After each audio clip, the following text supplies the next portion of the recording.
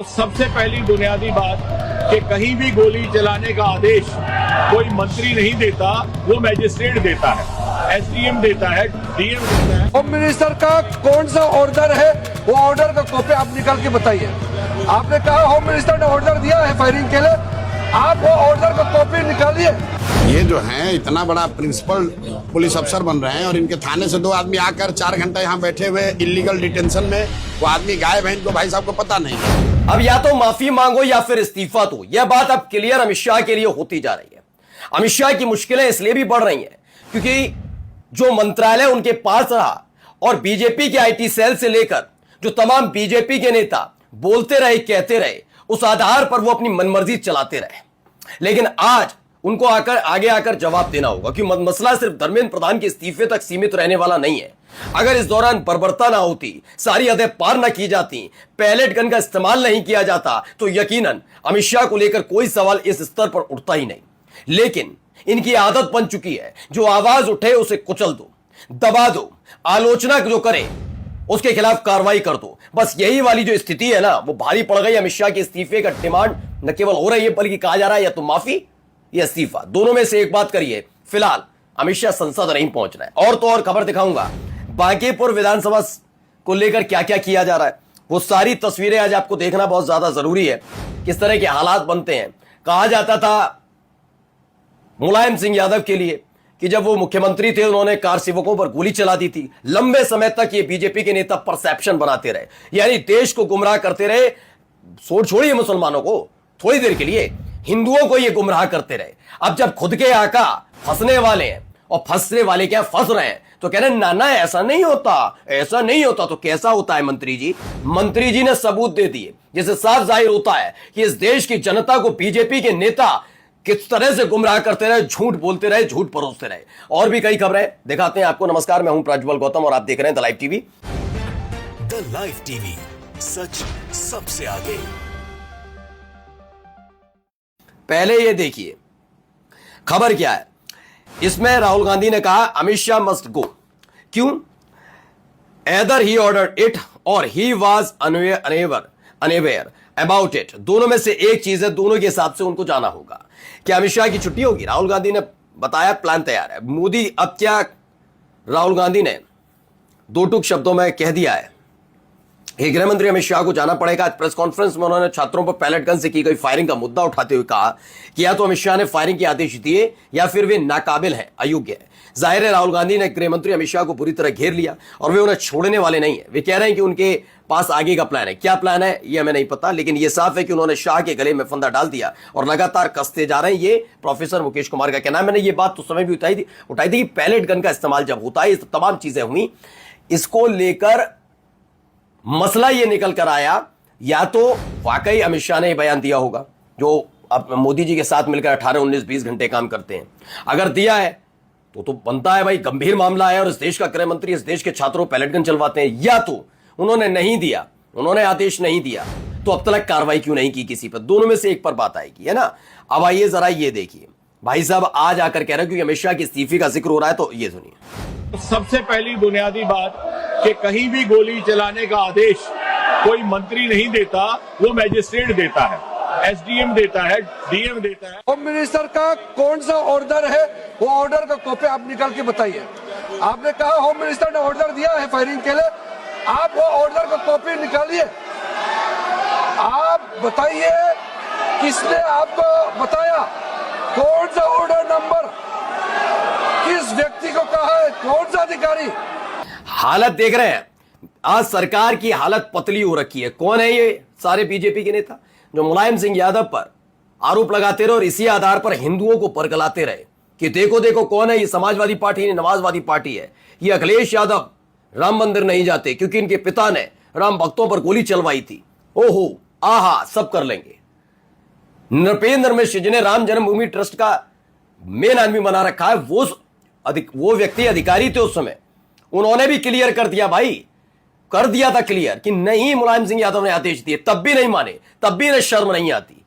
लेकिन आज जब अमित शाह पर वैसा ही एक मामला होता हुआ नजर आ रहा है तो कह रहा है किसने कहा भैया, ये तो एसडीएम देता है, ये तो मजिस्ट्रेट देता है। मैं भी कहता हूं ये बात सच है, यह बात सच है, गलत नहीं कहा, लेकिन आज जाकर तुम्हें याद आ रही है जितेंद्र सिंह, आज जाकर नजर आ रहा है किरण रिजिजू, आज जाकर मोदी और शाह को नजर आ रहा है।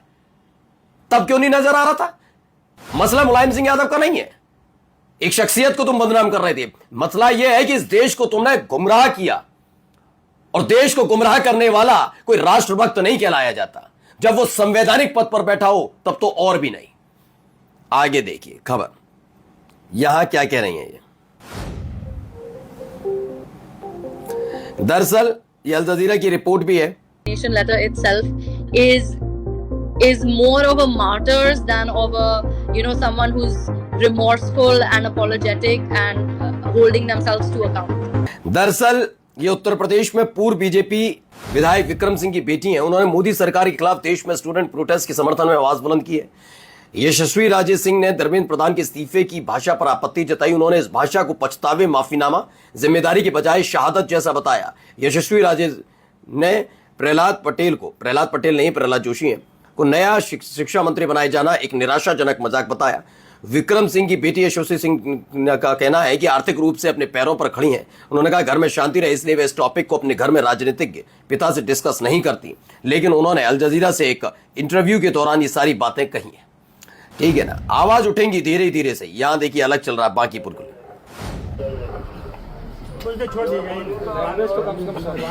पत्रकार नहीं है, जो बोल रहे हो पत्रकार नहीं, कार्यकर्ता बोला है।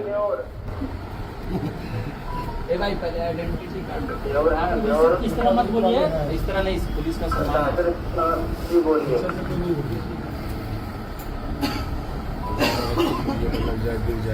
आपसे सिंपल ये बात कही गई, मैं आपको ये एक लाइन जवाब देना था कि इतने बजे लोग आए, इतने बजे सर यहाँ से चलेंगे, लेकिन आपको तो भैया इनको अपने सुपीरियर का नाम नहीं मालूम है।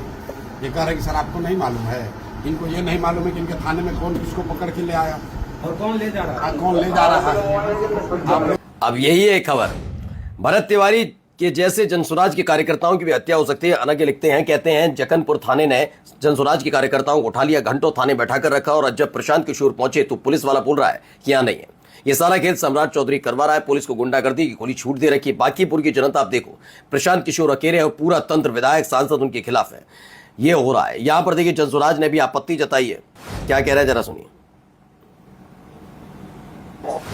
ये जो है इतना बड़ा प्रिंसिपल पुलिस अफसर बन रहे हैं और इनके थाने से 2 आदमी आकर 4 घंटा यहाँ बैठे हुए इलीगल डिटेंशन में, वो आदमी गायब है, इनको भाई साहब को पता नहीं है। और ये हम लोग से कह रहे हैं कि आप पूछ लीजिए कि कहाँ गए, हम नहीं बताएंगे, ये ड्यूटी कर रहे हैं। आप लोग क्या करेंगे सर, आप लोग का क्या? अगर उन दोनों लोगों पर किसी तरह का हार्म हुआ तो ऋतुराज कुमार सिंह जो यहाँ पर थाना में इंचार्ज है जक्कनपुर का, इनकी नौकरी तो जाएगी ही जाएगी, ये जान के बैठ जाए। ये जो धमकी दे रहे थे कि वर्दी उतार देंगे तो आपके बराबर में आ जाएंगे, तो इनको जो करना है कर ले। पूरा बिहार की जनता देखिए, ये ऋतुराज बिल्कुल ये चल रहा है बांकीपुर में। आधी रात को जनसुराज के नेता को छुड़वाने थाने पहुंचे। देखिए कैसे भाषा शैली का इस्तेमाल कर रहा था ये देखिए, इतनी हिम्मत हो रही। देखिए ये जरा सुनिए यहाँ क्या होता है। होने के बाद यहाँ पे नहीं कर रहे हैं आपसे, कोई जिम्मेदारी यहाँ उठा के नहीं ले गया किसी को, जो आप बात कर रहे हैं मैंने नहीं उठाया किसी को। अरे आप इनके साथ बैठे हुए थे यार, गलत बात नहीं करो। तो ये तरीका है, और फिर कहा जाए सब कुछ चंगा सी। आइए और भी बहुत सारी वीडियोस अमू छिपा रहे। भाई 2 लोग थाने में 4 घंटा बैठाए गए थे। इनका कहना है कि इनको नहीं पता है, ऊपर के अफसरों के कहने पर इन्होंने किया है, और ये कह रहे हैं कि पुलिस को अधिकार है 24 घंटा हम लोग किसी को डिटेन कर सकते हैं। इनको ये नहीं पता है, ये दावा कर रहे हैं कि इनको नहीं पता है, इनको ये भी नहीं पता है कि कौन अफसर किसने पकड़ा है। तो ये कहा जा रहा है बिहार पुलिस विशुद्ध तौर पर राजनीति कर रही है। चुनाव से 1 रात पहले जनसुराज के कार्यकर्ताओं को गिरफ्तार कर 4 घंटे तक थाने में रखती है और फिर गायब कर देती है। पूछने पर कहती है कि हमें ऊपर से ऑर्डर है, हम नहीं बता सकते कि वो लोग कहाँ हैं। साथ ही थाने में बैठा एसएचओ प्रशांत कुमार को किशोर को धमकी देता है और कि हम कह देंगे कि आप शराब का धंधा करवाते हैं। सोचिए, ये धंधा, ये वो तमाम चीजें जो असलियत बात है वो नहीं होगी। और यहाँ तो अलग चलता ही कुछ हो पाए। अगर हमारे कावड़ के टाइम तक कोई भी विघन पड़ता है तो इसकी जवाबदारी शासन प्रशासन की स्वयं होगी या नहीं होगी भाई? और अपना सुनो मेरी बात, हम अपना धर्म किसी भी सूरत में नष्ट नहीं होगा। ओके, तो कावड़ यात्रा से ये मुसलमान अपनी दुकानों को बाहर करें, और कावड़ यात्रा के समय कोई भी मुसलमान हमारी कांवड़ यात्रा के बीच में ना आए, ना हमें पानी बांटे, ना तो अब ना पानी हम कुछ करेंगे नहीं, लेकिन दूसरा आदमी कुछ ना करे। ये इसीलिए तो चिढ़त, कुछ कर नहीं पा रहे हैं। इनकी दुकान बंद होती जा रही है। जेनजी जाग चुका है, उसे हिंदू मुसलमान से फर्क नहीं पड़ा। अब आप सोचिए इस अधेड़ उम्र में इन्हें नौकरी कहीं मिलेगी नहीं। ये बाकी सारे अप्रासंगिक होते जा रहे हैं। इन्होंने देख लिया इस देश का युवा उसे कितना बरगलाया गया। हिंदू मुसलमान के नाम पर सारी ताकत लगाती थी, लफंगे सारे पहुंचे थे, कोई फर्क नहीं पड़ा था। कांवड़ यात्रा से पहले हिंदू रक्षा दल के उत्तराखंड प्रदेश अध्यक्ष ललित शर्मा ने एसडीएम कार्यालय में ज्ञापन सौंपते हुए कई विवादित मांगे रखी। उन्होंने कहा कि मुस्लिम अपनी दुकानें कांवड़ यात्रा मार्ग से हटा लें, यात्रा में कोई बाधा ना डालें और कांवड़ियों को खाने पीने की कोई चीज ना दें। साथ ही चेतावनी दी कि अगर 30 जुलाई के बाद भी मुसलमानों की दुकानें यात्रा मार्ग पर खुली मिली तो हिंदू रक्षा दल के कार्यकर्ता उन्हें खुद बंद करवाएंगे। ये क्लियर कर दिया गया है। आइए आगे देखिए यहाँ क्या है। बीजेपी जब से प्रधानमंत्री बने हमारे घर में लोगों ने जो पटाखे छुड़ाए थे कि हमारे मतलब मोदी जी ने जीता, योगी की सरकार है, हिंदू की सरकार बन रही है। आप ऐसे नहीं पता तो हिंदुओं के ही ऊपर कहे ढा देंगे ये थोड़ा पुराना मुझे लग रहा है क्योंकि अभी की कोई ऐसी कार्रवाई नहीं, लेकिन फिर भी ये है। देखिए बीजेपी जो किस तरह से घर गिरा रही है हिंदुओं के, तो अब ये रो रही है, कह रही है हमने तो पटाखे चलाए थे जब मोदी जी प्रधानमंत्री बने, योगी सीएम बने, लेकिन देखिए आज वो हमारा ही घर ढा रहे हैं। नमस्कार। द लाइव टीवी, सच सबसे आगे।